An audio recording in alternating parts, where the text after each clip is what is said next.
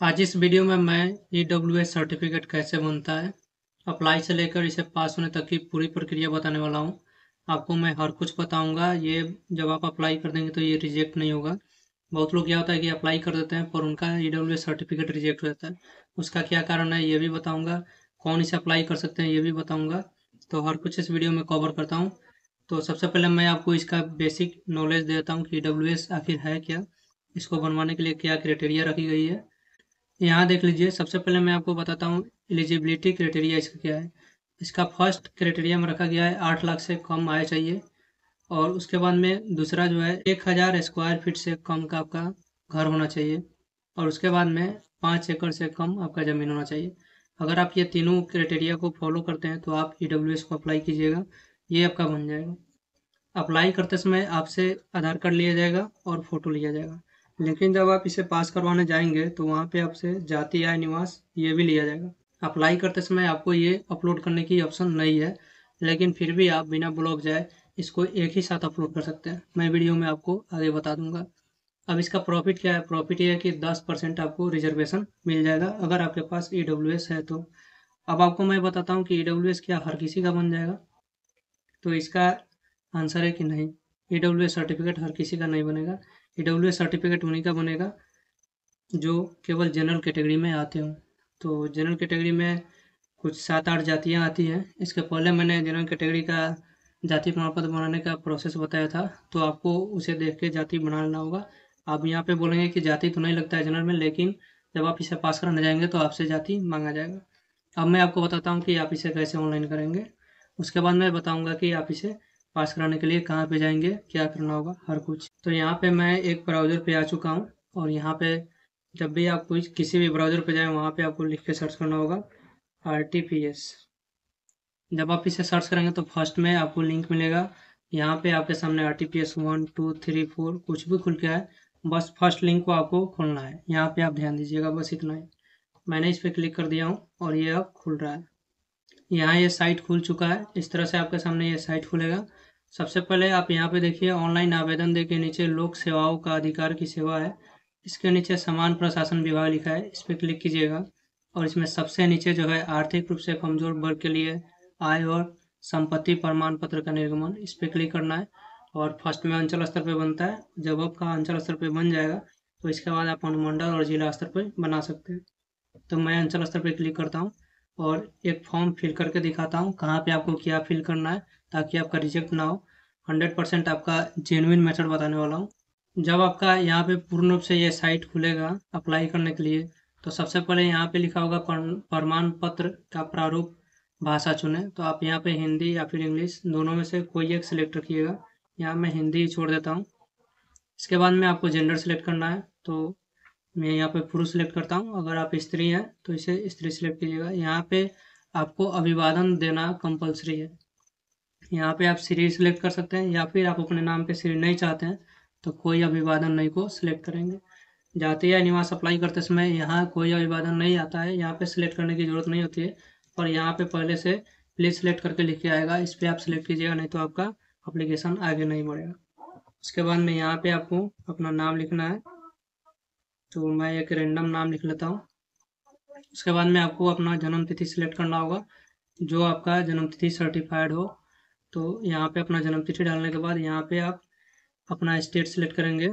यहाँ पे स्टेट बिहार ही आएगा, सिर्फ एक ही स्टेट आता है। जिस आप स्टेट से अप्लाई कीजिएगा वह वहाँ पे वही स्टेट शो करेगा। यहाँ पे आधार संख्या है। यहाँ पे अगर आप आधार संख्या फिल करते हैं तो आधार OTP आपको डालना होगा। लेकिन अगर आप यहाँ पे आधार कार्ड नहीं डालते हैं तो आपके लिए ज़्यादा बेटर है।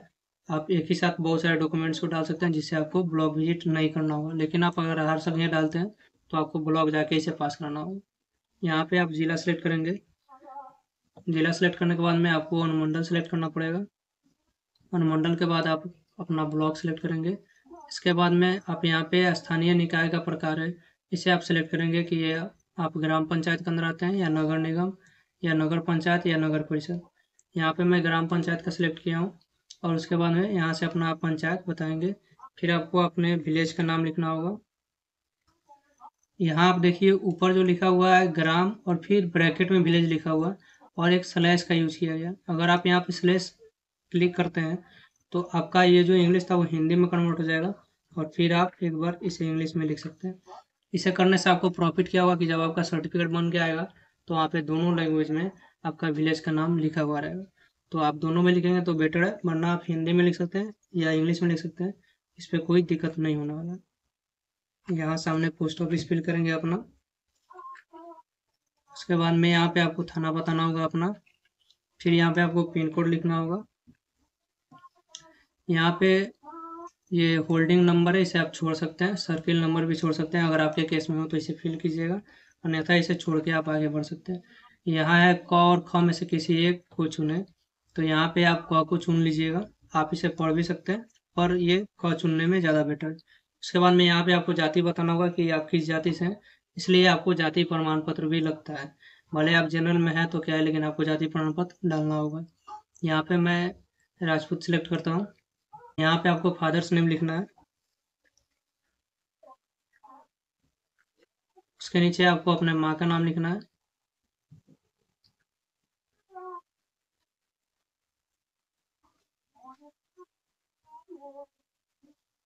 फिर नीचे यहाँ पे नेम ऑफ हस्बैंड या वाइफ है, अगर आप मैरिड है तो आप यहाँ पे अपने पुरुष सिलेक्ट किए तो वाइफ का नाम लिख दीजिएगा, और अगर आप यहाँ पे स्त्री सिलेक्ट किए और मैरिड है तो यहाँ पे हस्बैंड का नाम फिल कीजिएगा। यहाँ पे आप अपना मोबाइल नंबर डालिएगा, जिससे आपको प्रॉफिट होगा कि आपको डाउनलोड का लिंक जो होता है, डिलीवरी लिंक, वो आपको मिल जाएगा। आप सर्टिफिकेट वहाँ से तुरंत डाउनलोड कर सकते हैं जैसे ब्लॉक से पास हो। यहाँ पे ईमेल डालने से आपको प्रॉफिट होगा कि आपका अटैच फाइल ईमेल पे चला जाएगा, तो बिना लिंक पे भी क्लिक किए ईमेल से ही डायरेक्ट डाउनलोड कर सकते हैं। यहाँ पे आपको सेल्फ अटेस्ट फोटो डालना है, जिस फोटो पे आपका साइन हुआ हो।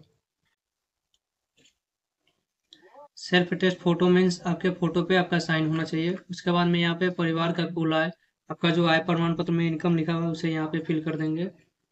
फिर यहाँ पे आई एग्री पे टिक करना होगा और आपको ये वर्ड कैप्चा को नीचे डालना होगा।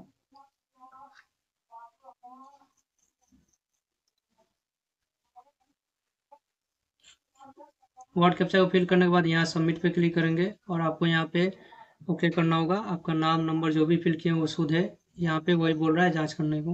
ओके करने के बाद आपको नेक्स्ट पेज खुल के आएगा, वहाँ पे आपको केवल आधार कार्ड अपलोड करना है।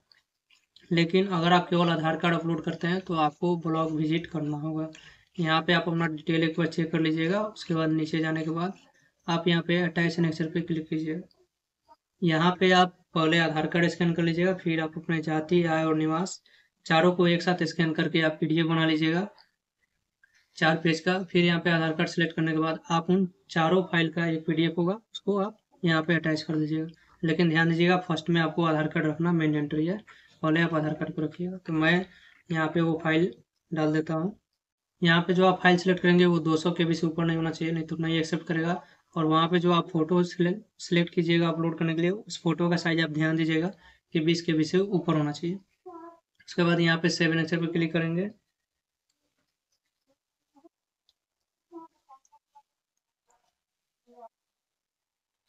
यहाँ पे सेव करने के बाद यहाँ पे आप आधार कार्ड पे क्लिक कीजिएगा, तो आपने जो भी डॉक्यूमेंट्स यहाँ पे अपलोड किए हैं वो सारे खुल जाएंगे, उसे आप चेक कर लीजिएगा।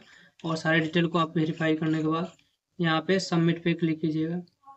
सबमिट पे क्लिक करने के बाद में आपको रिसिप्ट खुल के आएगा। एक्सपोर्ट टू पीडीएफ पे क्लिक करके उसे डाउनलोड कर सकते हैं, या प्रिंट पे क्लिक करके आप उसे प्रिंट निकाल सकते हैं। अब आपको ये रिसिप्ट को लेके ब्लॉक जाना होगा, तभी आपका ये पास होगा। और मोस्ट ऑफ द केस में अगर आप नहीं जाते हैं तो उसे रिजेक्ट किया जाता है। अगर आप ब्लॉक नहीं जाना चाहते हैं तो यहाँ जो दस्तावेज है, इसमें आधार कार्ड के साथ आप जाति या निवास तीनों को अपलोड कर दीजिएगा। आपका एप्लीकेशन जो है वो रिजेक्ट नहीं होगा। और जल्दी से अगर आप बनवाना चाहते हैं 1 दिन 2 दिन या 3 दिन में, तो फिर आपको ब्लॉग विजिट करना कंपलसरी है। बिना ब्लॉग विजिट किए आपको 1 2 दिन 3 दिन में नहीं बन के आएगा।